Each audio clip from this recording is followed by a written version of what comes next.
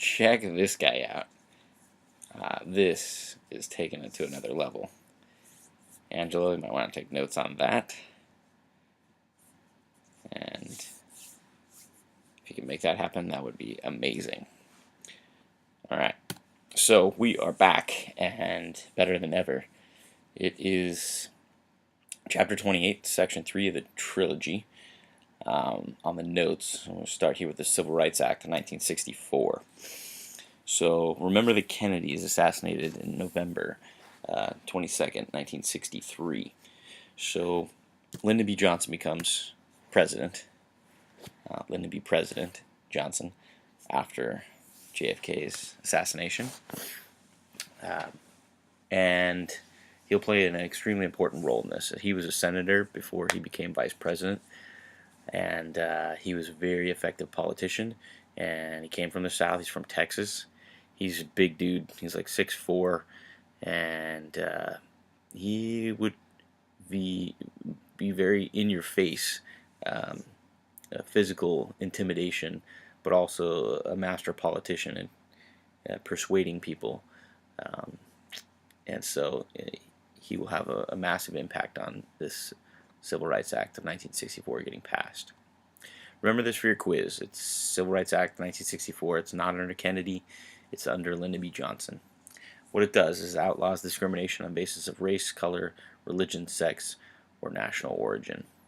Okay, so this is a big one. It authorizes the Justice Department to initiate suits to desegregate public schools. Okay, so the resistance that we saw in the last part of Chapter 28 transferred the power to the local school boards, and they changed things so that they could be able to continue to segregate. And this says you're not going to be able to do that. Oh, wrong button. Provides technical and financial aid to communities to desegregate schools. So it gives them a process, a path, a way in which they can be assisted in making sure that schools are desegregated. And it creates the Equal Employment Opportunity Commission, or the EEOC. And this will look at jobs and making sure that there's not discrimination within job opportunities for African Americans and other minorities. And there should be one more piece of this. Oh, there's the picture. Okay, so here's the signing, and you can see behind Lyndon B. Johnson is Martin Luther King Jr. And he was very important within this, the pressure that is put on Johnson and Congress. This is not an executive order. This is Johnson signing what is created through the congressional process, the Civil Rights Act of 1964. Then you have Mississippi Freedom Summer, 1964. I'll show you a video here as well. It's connected to this Civil Rights Act and then eventually the Voting Rights Act that comes afterwards. So this is planned by Bob Moses of the Student Nonviolent Coordinating Committee and Dave Dennis of Congress on Racial Equality. They recruit 900 volunteers, in which most of them are young white college students. What they're trying to do is increase voter registration. Okay, the legacy of the South is the KKK, is violence, is intimidation, is restrictions on voting. It's the poll taxes, it's the literacy tests, it's all of these things that were put in place that were disenfranchisement obstacles that kept blacks from not voting for a very long time since Reconstruction. And it's also going to be a part of this as for education. They were known as freedom schools, and there's going to be lots of young white females that will come and be teachers in these schools and not only teach younger people but teach older people how to read and how to write and basic skills and for a foundation to improve their lives, and to build a freedom party as an alternative to the Democrat Party. So again, an offshoot of the major political organization that is the Democrat Party, but a freedom party. Let me show you this video and we'll explain this.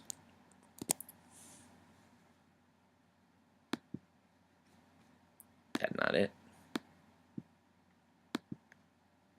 This it.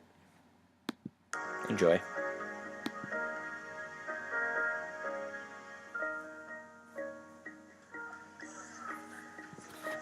One of the most wonderful things about 1964 Mississippi summer were the freedom schools.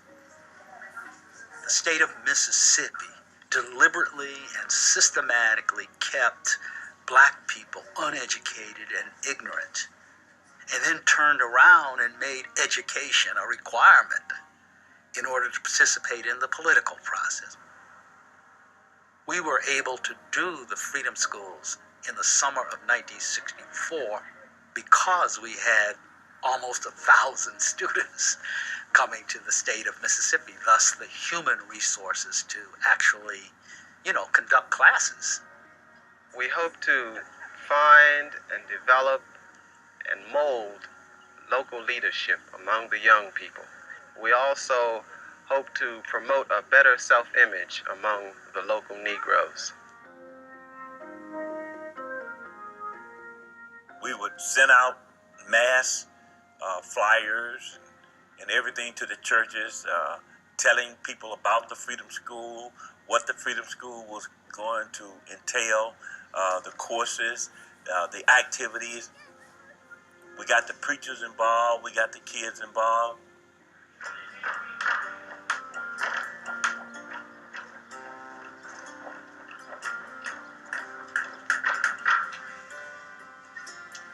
Black people couldn't go to the library. It was for whites only. And so here they are, got their own library now. They would come excited to be exposed to the teaching and to browse the books. In the public schools where I was in school, I had never heard of Dr. Seuss. It was at Freedom School where we actually not only read the story of the Cat in the Hat, but we acted it out. Having our lives enriched by these activities really made a huge difference in my life. We taught African American history, civics, African culture, African dance. They were learning black history, that they were reading books that had been written by blacks that they'd never heard of. How were slaves first introduced in America? As we saw back on this world map over here, America started picking up slaves along here and then bringing them back. What we were trying to do that summer is get people to talk about their own lives, talk about good and bad, and talk about ways in which you could bring about change. I think that was very much the drive of the program. They had a sense of being needed by something much bigger than themselves and a sense of being able to handle the problems that they were needed for. They did it by asking questions and by being encouraged to feel free to ask questions.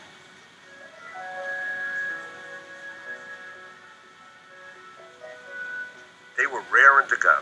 We were just kind of like the catalyst.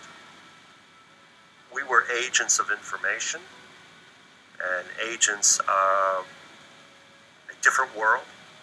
So, just the very fact that we were talking about a world that they didn't know or didn't have much experience with was exciting to them and also to us. We set them up for the little children to come, and every day we'd have classrooms of adults, people of 50, 60, 70 years of age. The adults came to the Freedom School to learn, just like the little children.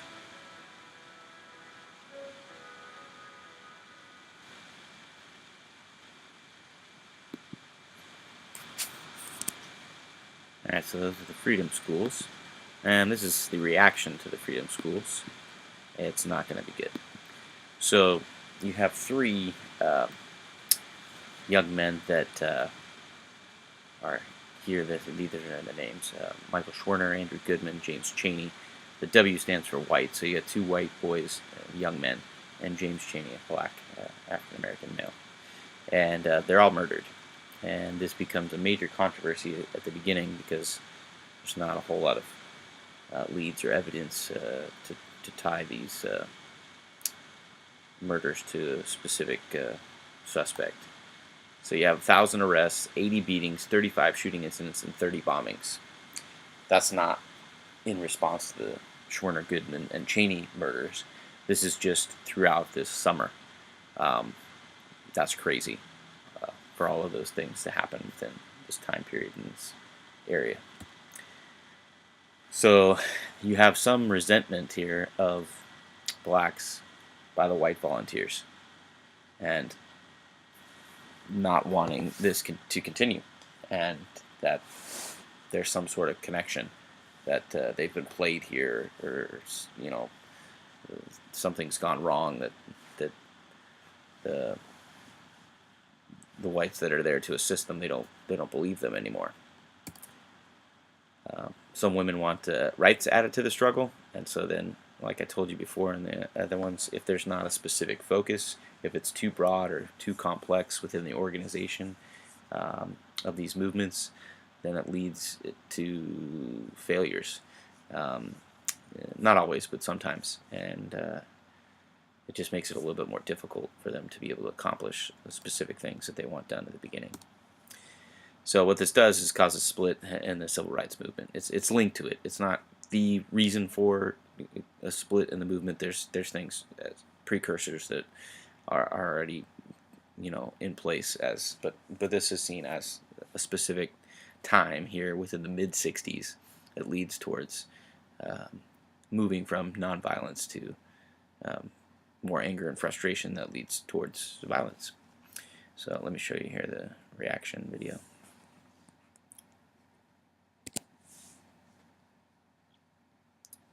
And yeah, you guessed it, it was the KKK that was in charge of the murders there of Schwerner, Goodman, and Cheney. What am I doing? Okay, let's find it. That's not it.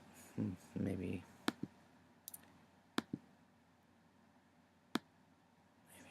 I don't have it. Hang on here.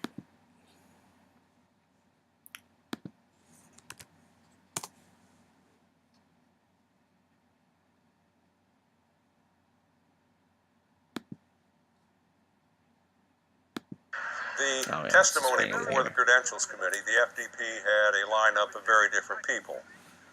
They had Rita Schwerner, the widow of Mickey, who had been killed in Neshoba County. They had Martin Luther King. Everybody knew King. The seating of the delegation from the Mississippi Freedom Democratic Party has political and moral significance far beyond the borders of Mississippi are the halls of this convention. But the highlight of the testimony was that of Fannie Lou Hamer, the sharecropper who had been evicted from her plantation, had come to symbolize the Mississippi movement. Mr. Chairman, and to the Credentials Committee, it was the 31st of August in 1962 that 18 of us traveled 26 miles to the county courthouse in Indianola to try to register to become first-class citizens. We was met in Indianola by policemen. The president, Lyndon Johnson, he's not afraid of Martin Luther King's testimony. He's afraid of Fannie Lou Hamer's testimony. And so he decides that the country should not see her testify live. Johnson is in the White House, and he convened an impromptu press conference. We will return to this scene in Atlantic City, but now we switch to the White House and NBC's Robert Goralski. Now, ladies and gentlemen, the President of the United States. On this day, 9 months ago, He did it knowing that they would break away, thinking he might announce who his choice of vice president was going to be. Instead, he gets up there and he announces, get this, he announces that it's 9 months to the day since Governor Connolly, who was there, was shot along with President Kennedy. So he announced a 9-month anniversary. Everybody's scratching their heads. Thank you very much. And then he leaves. And by that time, Fannie Lou Hamer's testimony was over. However, it backfired on Johnson because it became a story that she had been taken off television and in the news that night, and for days afterwards they replayed her testimony. I was carried to the county jail and put in the booking room. They left some of the people in the booking room and began to place us in cells. She had Mississippi in her bones. Martin Luther King or the SNCC field secretaries, they couldn't do what Fannie Lou Hamer did. They couldn't be a sharecropper and express what it meant, right? And that's what Fannie Lou Hamer did. And it wasn't too long before 3 white men came to my cell. One of these men was State Highway Patrol. He said, "We're going to make you wish you was dead."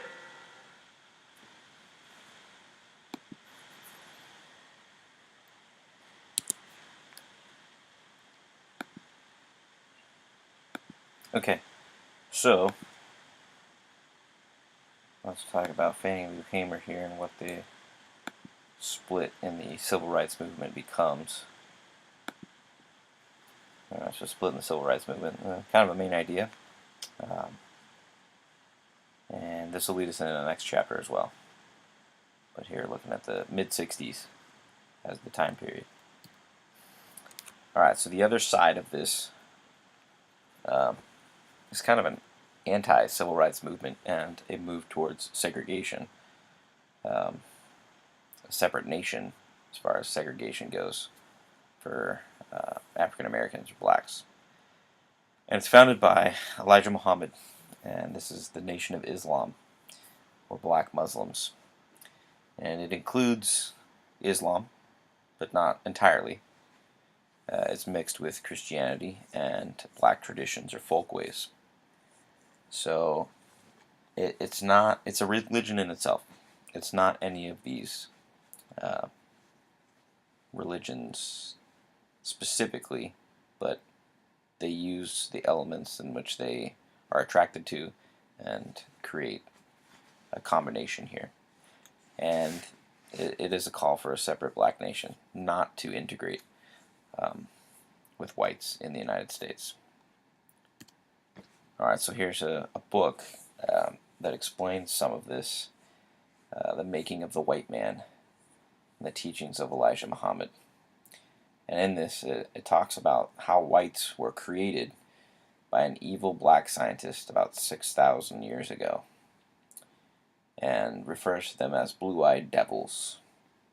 And the book talks about why the white man was able to deceive and change the way the black man was, and it advocates for blacks actually being the superior race to whites. So then you have the major figure of the Nation of Islam in the 50s and early 60s, and as an opposition to the Civil Rights Movement and an opposition to Dr. Martin Luther King Jr. So his original name is Malcolm Little, and he'll change his name later to Malcolm X, because he believes that Malcolm Little is his slave name. So he's taking Malcolm X as not identifying with his birth name.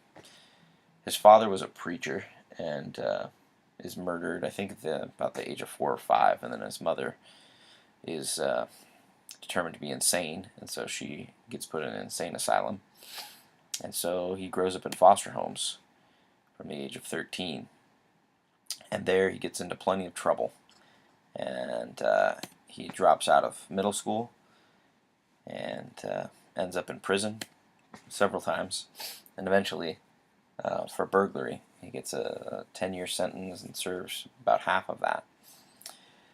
And while he's in prison, he reads and he educates himself. And he's very smart, and he's very articulate. He can speak well and get his point across, and he's a great leader, and people follow him, and he will become the voice of the Nation of Islam. And Elijah Muhammad is who his teacher is. It's who is the religious figure, but he really becomes more prominent than Elijah Muhammad. That will cause some problems as well later. But he converts to the Nation of Islam while he's in prison. So when he comes out, he is their #1 guy.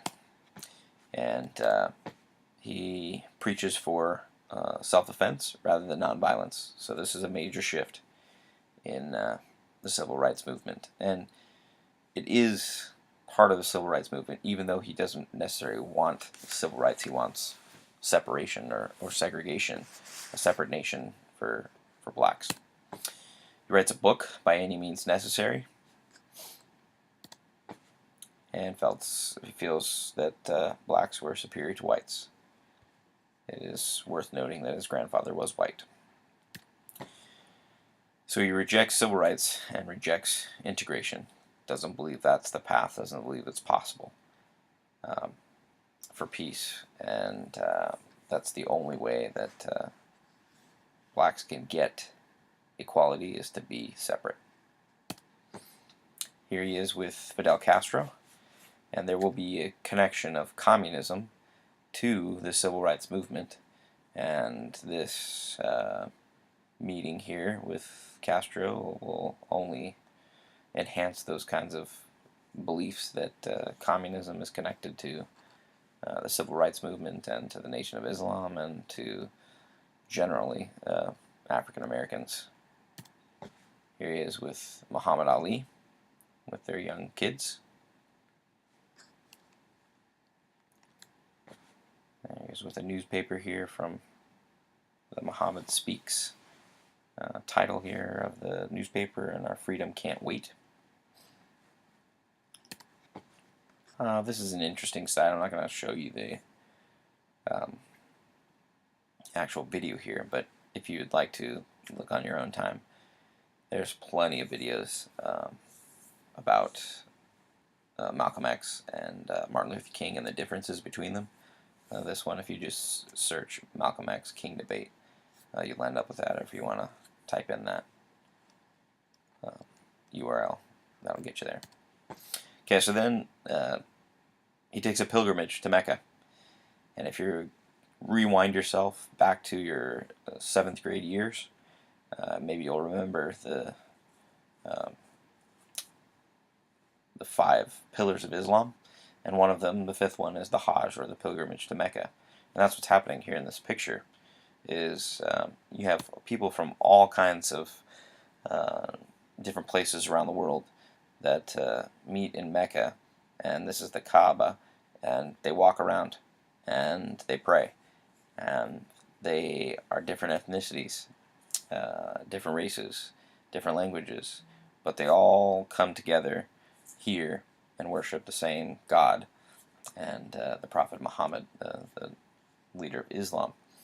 And so he leaves the Nation of Islam here. He's traveling all across Europe and Africa and in the Middle East, and this is where he ends up, and it forever changes his beliefs.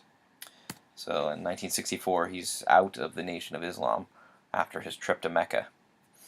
Sees all these people worshiping together, and with all different kinds of backgrounds.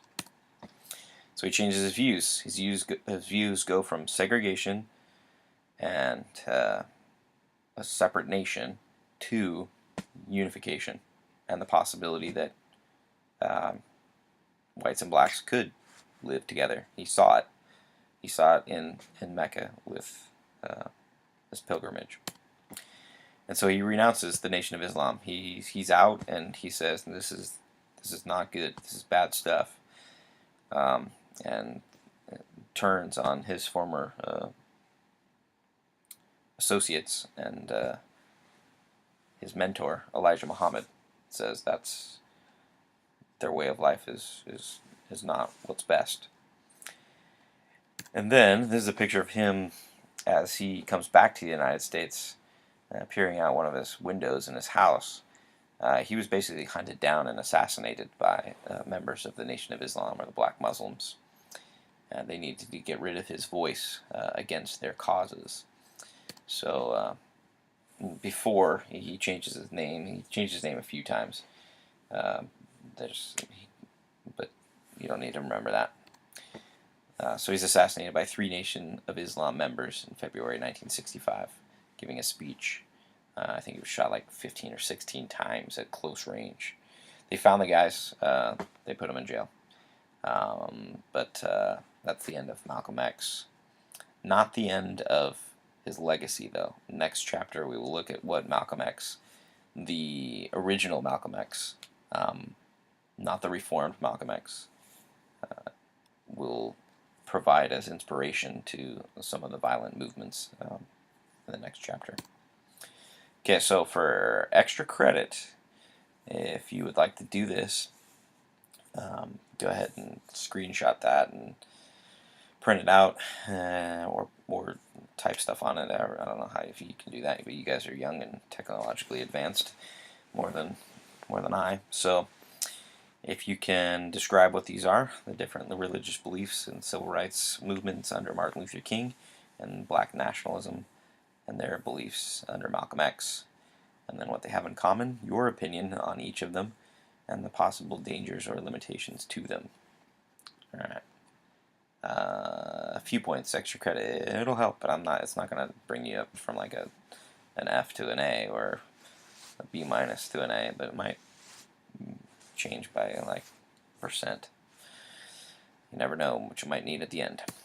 Alright, then you got the voting rights movement. This is the march from Selma to Birmingham. So they're going to cross the bridge here and try to deliver the grievances to Governor Wallace. If you remember, Wallace was segregation now and forever.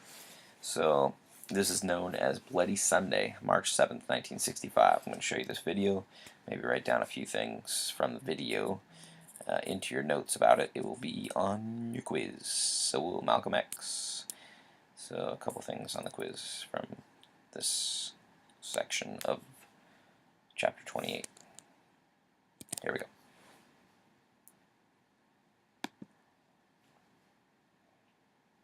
Four minutes. Stay awake. Don't skip it. Surprisingly, Might as they give walked through the center of town, their quiz there answers were here. no police in sight.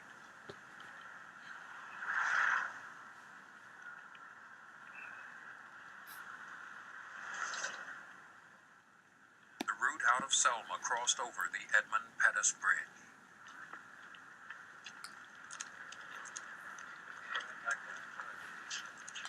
Shaeen and I went to the Edmund Pettus Bridge.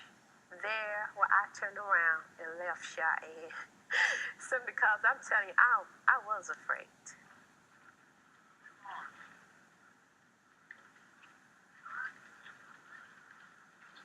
Waiting on the other side were Alabama state troopers, under orders from Governor Wallace to stop the marchers.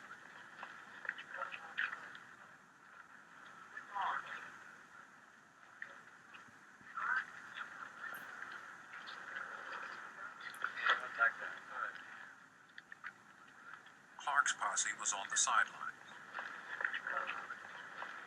It'll be detrimental to your safety to continue this march, and I'm saying that this is an unlawful assembly. You have to disperse. You are ordered to disperse, go home, or go to your church. This march will not continue.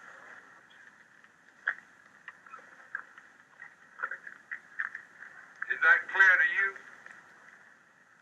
I've got nothing further to say to you.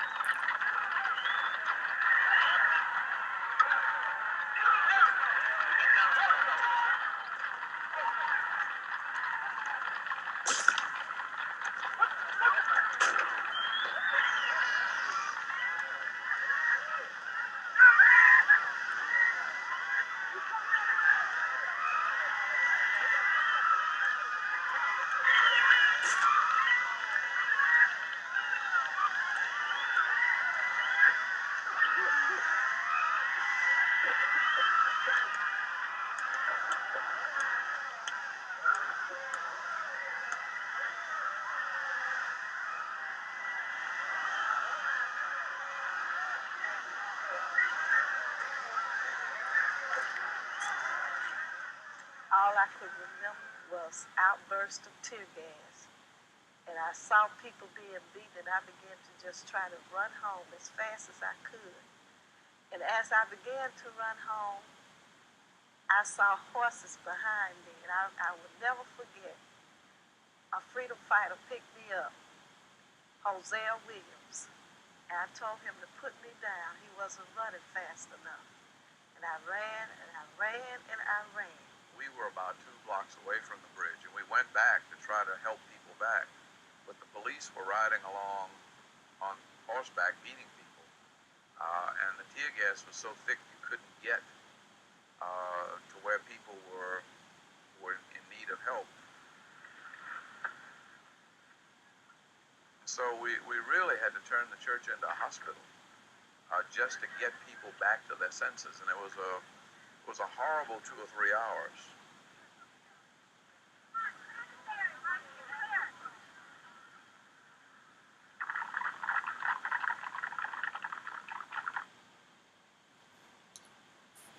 Alright, so that's a little bit of what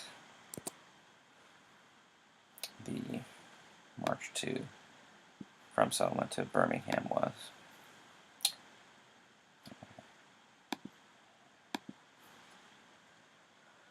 Afterwards, you get the Voting Rights Act of 1965. Okay, so this supplements the Civil Rights Act of 1964. Authorizes federal supervision of registration in states and counties where fewer than 1/2 of voting age registrants were registered. Okay, so it looks at the extremely desperate areas for voter registration, which might be because of literacy tests or the interview process, or because of the KKK, or because of complacency and trying to avoid confrontation, whatever it was. They're looking at those specific places and making sure that those people are able to register to vote. Outlaws all the rest of the disenfranchisement that were within those states' laws. Okay, so it's a big one. All right, civil rights in the North. Okay, so the movement is going to try to get out of the South and prove that it can do the exactly same things that it did in the South into northern cities. Okay, so you have the movement of in Chicago Freedom Movement, 1965 and 1966. Basically, will be the groundwork in 65 and then the summer of 66. And going backwards, you look at the migration of African Americans, World War I, World War II, for jobs and staying, and Harlem Renaissance, 1920s, and the segregation that happened from the suburbs movements of the 50s. And so you have a large amount of African Americans living in specific places in these cities that are poor, that are slums, and that's what this is trying to address. So this is headed by Martin Luther King and the SCLC. They're hoping to prove that nonviolence can bring about change outside the South. And that's that the movement isn't just limited to the South. The campaign's going to focus on ending slums, poverty, discrimination, and economic opportunities. There's other things that go with it, and that becomes then a little bit of the problems, as it's too broad of a scope of things that they're looking to have changed, and it's a completely different environment. So those are factors in why this is considered not all that successful. So you have race riots that happen, and you get a violent response just like you did in the South, but with the mayor, and this is agreed upon that they will end the demonstrations. So Martin Luther King and the SCLC decide that they're going to stop, and the protests are the marches and things are going to end. So they don't ultimately achieve their goals. There is a response later by the federal government that starts the Federal Housing Act to provide better and cheaper housing in places all across the country. It's the federal government, so it applies to all states. Well, specifically looking at these areas like Chicago, Detroit, New York, that had high population of poverty of African Americans. Hopefully you study the right chapters so that you can do well on the quiz. Chapter 28 and 29 are the two that you got to have done by Monday when we come back. Okay, so chapter 28 and 29. So look for 29 to drop later this week, maybe tomorrow, Wednesday, maybe Thursday. That one's going to be a long one, so if you're trying to do these, if this is Sunday night, man, good luck. Okay, there's other stuff that's in this chapter. These are interesting. You can probably just get by putting down the GI Forum 1948. But we're looking at both these things that happened as organizations affecting Latin Americans. Okay, so civil rights for Latin Americans. Both emphasized, both of these, that are the League of the United Latin American Citizens and the GI Forum, assimilation in American society. Okay, they want to become part of American society. That so they could fit in, right? This conformity of the 50s. They want assimilation. They don't want to be separate. They want improved education. They want to learn English. Okay, they want to become Americans. They want to become part of the United States. They want to become citizens. Promotion of political power through voting. Okay, have their voices heard. Things that they need to have addressed within their local areas, within their states.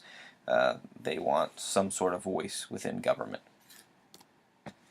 The continued, both of them still want an end to the Bracero program, which brought Latin Americans to work in agricultural areas, specifically like California. And so they want that to stop. Now, this is a lot of Mexican Americans, and they're looking to stop the immigration of Latin Americans and other Mexicans from coming into the United States because it affects them. It will affect them economically because there'll be the competition for jobs.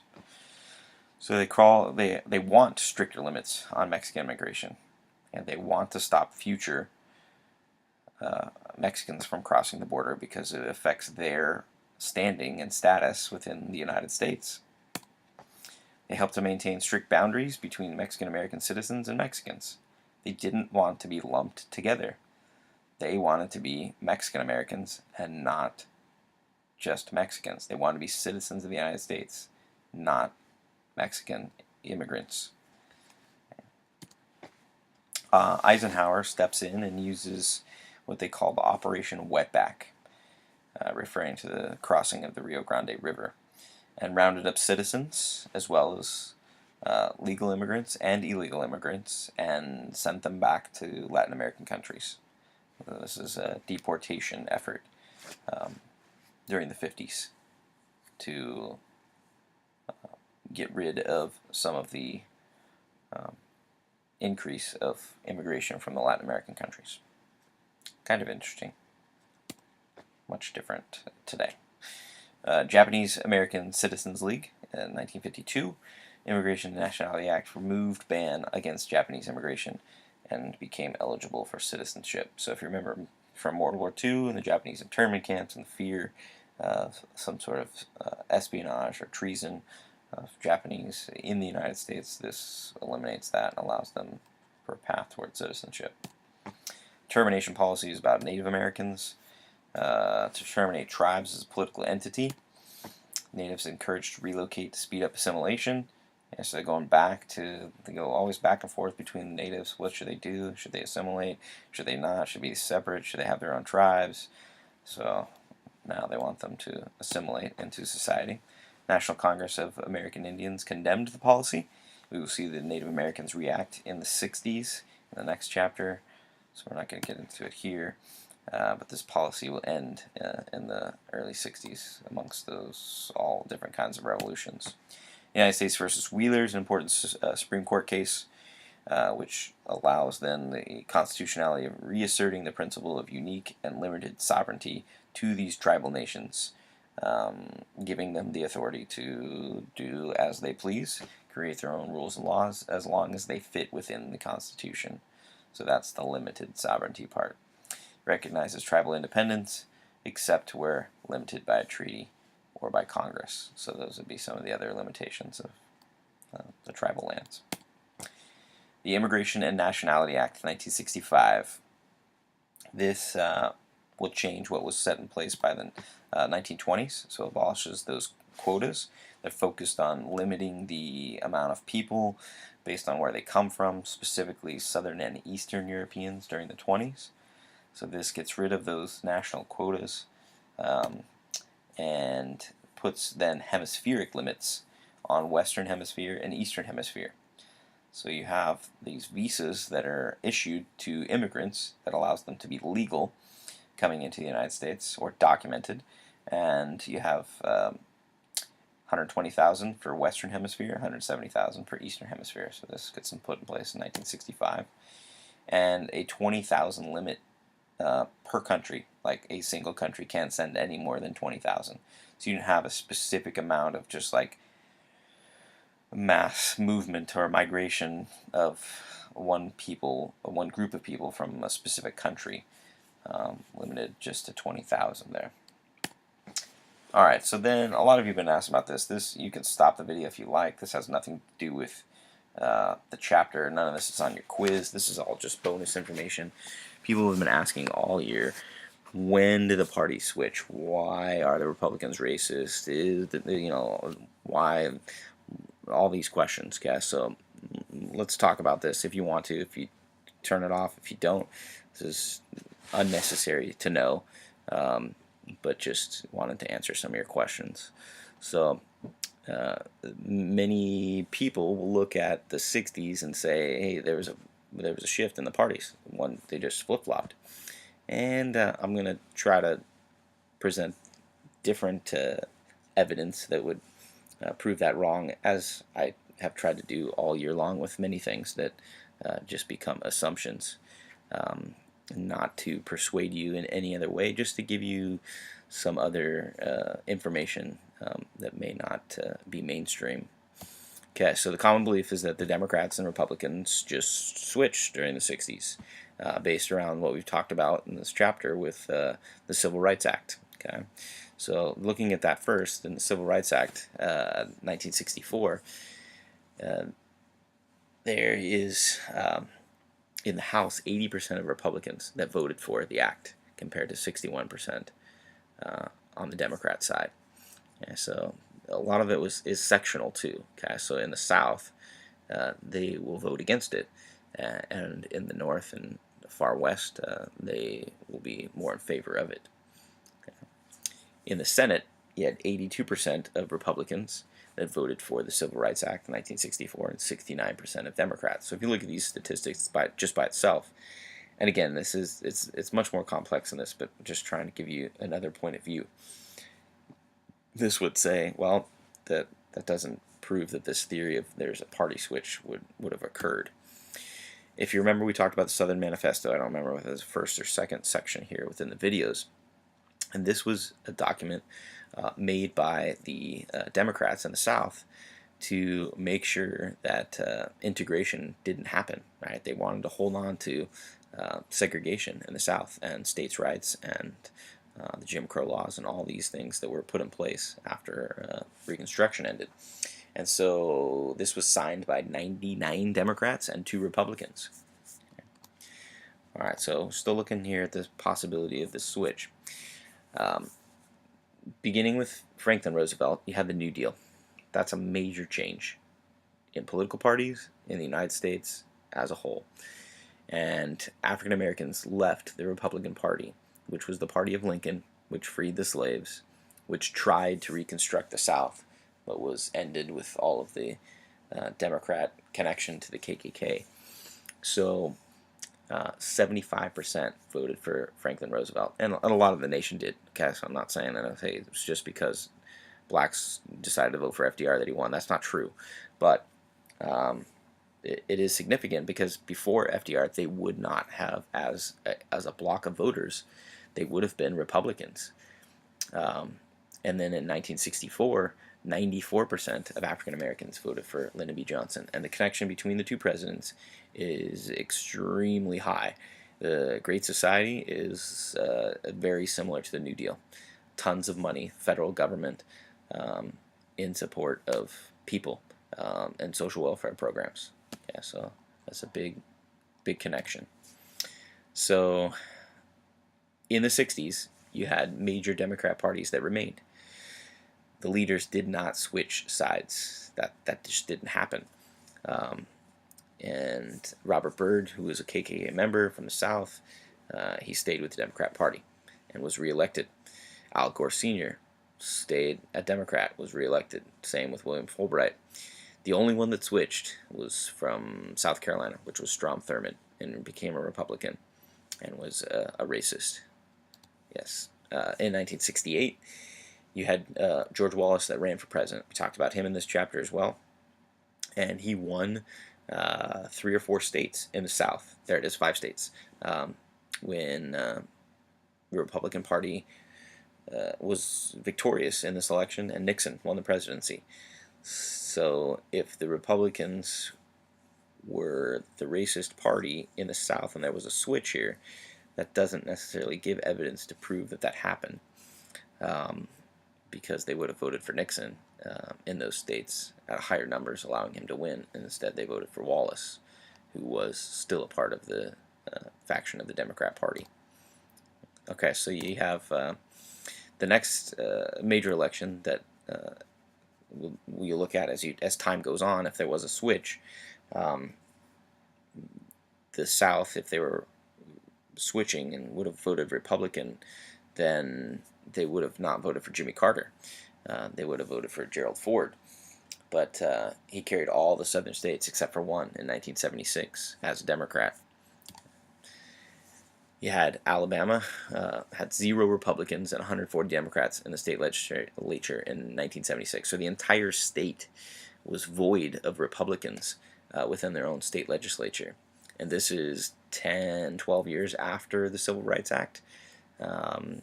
So I don't know if that has anything to do with any legacy towards this party switch. And they continue to hold the majority in the legislature of that state until 2010. Georgia had no Republican governor until 2002. No Republican senator from Louisiana until 2004. Democrats held the state legislature in North Carolina until 2010. Okay, so if there was a switch, and I usually don't give my opinion, here's my opinion. It started with FDR. FDR and that movement towards the governments responsible for people and social welfare programs, the Keynesian economics, the federal government coming to the rescue of the Great Depression, that's a major shift in the Democrat Party. And that's where I would say it starts to evolve over time as a change in the Democrat Party. But I don't see what this switch is. So Lyndon B. Johnson continues this trend with the Great Society that we mentioned before. The shift of these party platforms are definitely not overnight, not within a decade. I just showed you the information that stayed in the South as Democrats held on to power. And there were no politicians that jumped to the other side except for Strom Thurmond. But many of these factors will reshape both political parties. And I'm not saying that there are not racists within the Republican Party, but there are also racists within the Democrat Party. So my question here at the end, as they're constantly transforming to the shifts of society, they need people to get elected. Politicians have to do what the people want in order to be elected, or they won't. And so I'm just questioning here, are we the pawns in their big game, or are they the pawns to us? And I don't know. You got to decide for yourself. Was there a party switch or not? This would be the some of the evidence that would say that there was not. But the general exception is that there was. Always look into opposition. Don't always trust what you hear, even what I say, because go ahead and look for it for yourself. You can always find information. All right. Hope you enjoyed the Chapter 28 notes, and hope you learned something. Nonviolent movements will turn towards more violence. In the next chapter, we're going to look at music and the impact and how it changes from rock and roll of the 50s and Elvis and love and fun stuff that is like transforming into deeper, darker subjects, politics, the Vietnam War, all things that are changing in society, and the hippies. It'll be a good time. See you then.